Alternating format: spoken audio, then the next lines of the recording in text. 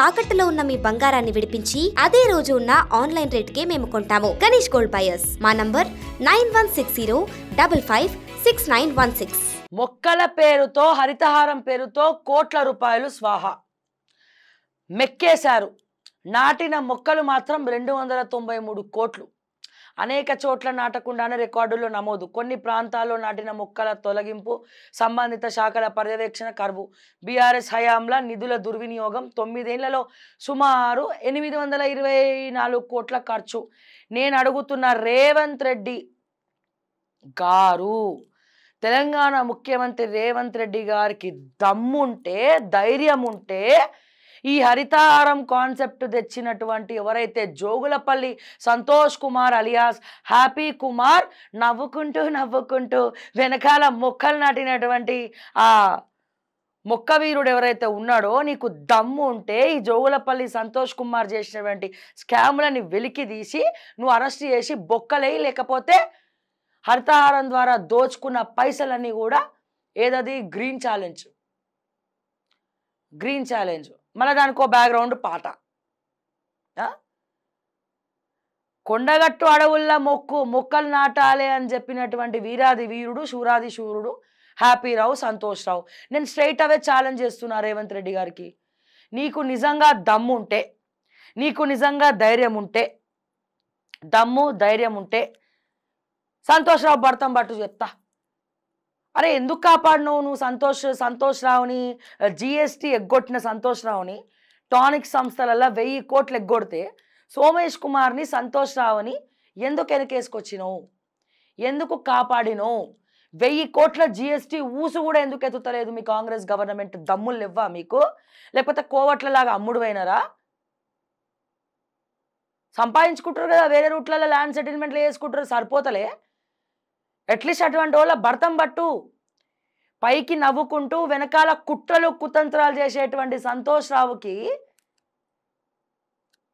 హరితహారం ద్వారా పైసలు నొక్కేసినటువంటి Santosh రావుకి green India challenge ద్వారా, గ్రీన్ ఛాలెంజ్ ద్వారా ఒక టీంని ఏర్పాటు చేసుకొని ఫీల్డ్లో దింపినటువంటి సంతోష్ రావుని రేవంత్ రెడ్డి ఎందుకు కాపాడుతుండండి? టానిక్ సంస్థ 1000 కోట్లు ఎగ్గొడితే ఎందుకు కాపాడుతుర్రండి? జిఎస్టీ ఎగ్గొడుతుంటే ఆ దుర్గం చెరువు దగ్గర ల్యాండ్ సెటిల్మెంట్ పంచాయతీ ఏందండి? ఆ టూరిజం డిపార్ట్మెంట్లో మనోహర్ని ఎందుకు కాపాడినామండి? ఎందుకు అరెస్ట్ చేయలేదండి? ప్రశ్నిస్తే మా పైన కేసులు పెడతారు కదా, రౌడీ షీట్లు ఓపెన్ చేస్తామని బ్లాక్మెయిల్ చేస్తారు కదా. మరి సిగ్గు లేకుండా, సిగ్గు తప్పిన వాళ్ళు దున్నపోతుల్లాగా ఆక్రమించుకపోతా ఉంటే నీకు నిజంగా వాళ్ళని పట్టుకునే దమ్ము లేదా, సోయ లేదా అని చెప్పి నేను అడుగుతున్నా. బరాబర్ అడుగుతా. దీనిపై సంతోష్ కుమార్ దమ్ముంటే కేసు పెట్టుకోమను, రేవంత్ రెడ్డికి దమ్ముంటే కేసు పెట్టుకోమను. ధైర్యం ఉంటే, దమ్ముంటే కేసు పెట్టుకోమను. ఇహి అని నవ్వుకుంటూ ఫోటోలు తీసుకుంటూ వెనకాల కుట్రలు కుతంత్రాలు చాలా ఈజీగా చేయడం కాదు, మాకు రాదు. అర్థమైందా? సో దయచేసి దాని సంగతి ఏందో దమ్ము ఉంటే రేవంత్ రెడ్డి చూడాలి అని చెప్పి చెప్తున్నా. రిక్వెస్ట్ చేస్తలేను. దమ్ము ఉంటే వాళ్ళ భర్తం పట్టు. హరితహారం విషయం మీద ఎన్ని కోట్లు మెక్కిండ్రో, ఎన్ని వేసిరో, అందులో కేసీఆర్ తిన్నాడో లేదో నేను చెప్పలేను, కానీ సంతోష్ రావు అయితే బర్రాబర్ తిన్నాడు. ఈ విషయం మా కేసీఆర్కి ఎప్పుడు అర్థమవుతుందో, ఆయన ఎప్పుడు దూరం పెడతాడో అని చెప్పి చాలా కళ్ళు ఎదురు చూస్తున్నాయి. ఆ సంతోష్ పార్టీకి ఉన్నంత వరకు మీ బీఆర్ఎస్ పార్టీకి దరిద్రం పట్టుకున్నట్టే, శని పట్టుకున్నట్టే. ఓకే, ఇగో నాటిన మొక్కలు మెక్కేశారు. నాటిన మొక్కలు మాత్రం 293 కోట్లు. అనేక చోట్ల నాటకుండానే రికార్డుల్లో నమోదు. కొన్ని ప్రాంతాల్లో నాటిన మొక్కల తొలగింపు, సంబంధిత శాఖల పర్యవేక్షణ కరువు. మొక్కల పెంపకం పేరిట గత బీఆర్ఎస్ సర్కార్ భారీగా నిధులు దుర్వినియోగానికి పాల్పడినట్లు తెలుస్తుంది. హరితహారం పథకానికి అప్పటి బీఆర్ఎస్ ప్రభుత్వం భారీగా నిధులు ఖర్చు చేసింది. పచ్చదనం పేరుతో రాష్ట్ర వ్యాప్తంగా మొక్కలు నాటే కార్యక్రమాన్ని చేపట్టి ఏటా కోట్ల రూపాయల నిధులు ఖర్చు చేసింది.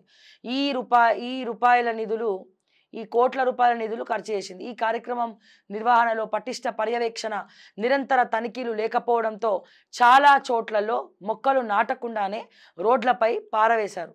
పేరుకు మాత్రం మొక్కలు నాటినట్లు రికార్డులో చూపించారు. కేటాయించిన నిధుల్లో మొక్కలు నాటేందుకు, నాటిన మొక్కలను సంరక్షించేందుకు పెద్దగా ప్రాధాన్యత ఇవ్వలేదు. కానీ మొక్కల పెంపకానికి మాత్రం పెద్ద ఎత్తున నిధులు కేటాయించారు. గత 10 ఏళ్లలో రాష్ట్ర వ్యాప్తంగా సుమారు 293 కోట్లు మొక్కలు నాటితే వాటికి ఖర్చు చేసింది మాత్రం అక్షరాల 824 కోట్లకు పైమాటే. ఖర్చు చేసిన నిధులకు తగ్గట్లుగా ఆశించిన స్థాయిలో ఫలితాలు కనిపించడం లేదన్న ఆరోపణలు వినిపిస్తున్నాయి. మొక్కలు నాటకుండానే నాటినట్లు, కొన్ని చోట్ల మొక్కలు నాటకపోయినా నాటినట్టు రికార్డుల్లో చూపి నిధులు స్వాహా చేసినట్లు తెలుస్తుంది. మరికొన్ని ప్రాంతాల్లో అవసరం లేని చోట నాటిన మొక్కలను తొలగించారు. రికార్డుల కోసం వివిధ శాఖల అధికారులు ఇష్టారాజ్యంగా మొక్కలు నాటారు. ఒకసారి మనం చూద్దామా.